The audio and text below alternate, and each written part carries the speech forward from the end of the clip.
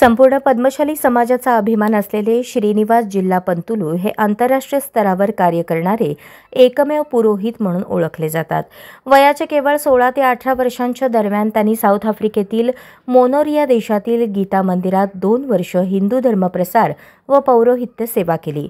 या काळात त्यांनी 385 नागरिकांना हिंदू धर्माची दीक्षा देऊन धर्मप्रसाराचे अद्वितीय कार्य केले।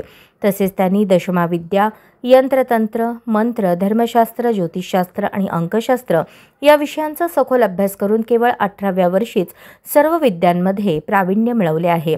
त्यामुळे ते धर्मशास्त्र आणि अध्यात्म क्षेत्रातील तेजस्वी तरुण व्यक्तिमत्व म्हणून ओळखले जातात। जिल्हा पंतुलू परिवाराचा हा 5व्या पिढीचा धार्मिक वारसा असून अखिल भारत पद्मशाली पुरोहित संघाचे राष्ट्रीय अध्यक्ष वेणुगोपाल जिल्हा पंतुलू यांचे श्रीनिवास हे पुत्र आहेत।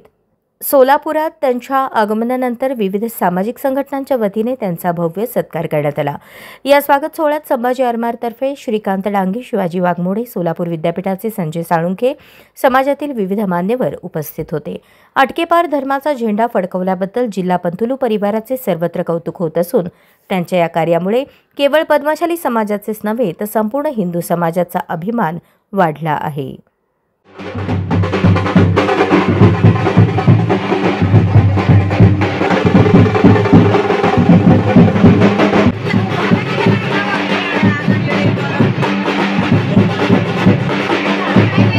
आज सोलापुरातील जिल्हा पंतुलू परिवारातील 5वे वंशज 5वी पिढी असलेल्या वेदमूर्ती श्रीनिवास जिल्हा यांनी काशी विद्यापीठ येथे विद्या शिकून त्यानंतर नाणेज येथील रत्नागिरी धाम येथील जगद्गुरू रामानंदाचार्य पीठ इथे शिक्षण घेऊन तो सोलापुरात आल्यानंतर सन्माननीय नरेंद्रजी मोदी उत्तर प्रदेशचे मुख्यमंत्री योगी आदित्यनाथजी यांच्या माध्यमातून साऊथ आफ्रिका येथील लायबेरिया मोनोरिया येथे हिंदू धर्म प्रसारासाठी धर्माचार्य म्हणून त्याची नियुक्ती झाली।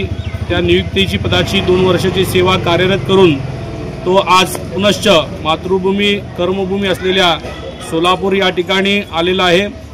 पुत्र व्हावा ईसा गुंडा त्याच्या त्रिलोकी झेंडा या उक्तीने तो जिल्हा परिवाराचा माझा पुत्र म्हणून त्रिलोकी झेंडा मिरवून अटकेपार झेंडा त्यांनी फडकवून आलेला आहे। आज आमचे मार्गदर्शक गुरु पंडित वेणुगोपाल जिल्हा पंतुलू यांचे चिरंजीव पंडित श्रीनिवास जिल्हा पंतुलू यांनी 2 वर्ष साऊथ आफ्रिकेमध्ये हिंदू धर्माची पताका फडकवत ठेवण्यासाठी, हिंदू धर्माची महती याचे प्रचार प्रसार करण्यासाठी 2 वर्षाची सेवा बजावून आज ते सोलापूरमध्ये परत आलेले आहेत।